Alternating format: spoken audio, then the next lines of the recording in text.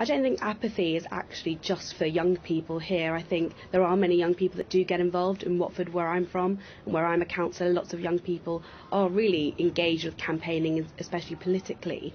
So it's an apathy across the nation. I think that people that are young, like Vicky Fowler from Nuneaton, who you had earlier, like myself, I guess, who are involved in politics, can show other young people that there is a space there for them.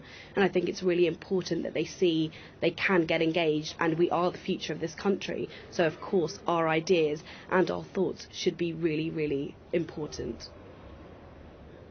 Binita, I want you to ponder on this question, which I'm going to put to Humayrah Hussein first, but I want you to ponder whether people around you think you're slightly nerdish and odd because of your interest in politics, because sometimes, Humayrah, that is how people view you, because you're meant to be interested in other stuff, aren't you? Not boring old politics. That's for the fogies.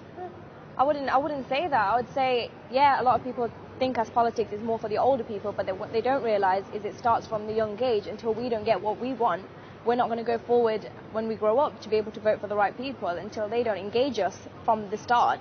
And later on, we're just going to think, you know what, these guys aren't engaging us now. Yeah. Why would we go later on to vote for them? There was an opinion poll done recently by Opinion for the Observer within the last month, and it said 2 out of 5 young voters between 17 and 22 would probably vote if somebody accompanied them. Now, that may be true, but golly, it sounds a bit patronising. It does. Meaning, I think that just shows the fact that, you know, even at the age of voting, you need somebody there to guide you to, you know, what you need to vote for. If we don't get the education now, from a young age, to know that, you know, when we come to 18, it's a big decision to vote. Yeah. Later on, you're going to need somebody to show you that, is this why I'm doing it? Is this the right person to vote for? Binita Mehta, have you pondered that question? Do your friends look at you and say, you know, Binita, there's more out there to the world than politics, that's something you can go to perhaps a little later in life? How do they view it? I guess I'm quite political compared to a lot of my friends, but, you know, down the pub we will have a conversation about politics. People will come to me because they know I'm quite involved and have a little debate about whatever they're interested in. So although perhaps the process itself can be quite disinteresting to people my age, I really think that they know things like employment, like the economy, like house prices and things really can be influenced by politicians, and they want to engage in that side of it because they see the impact it has on their lives.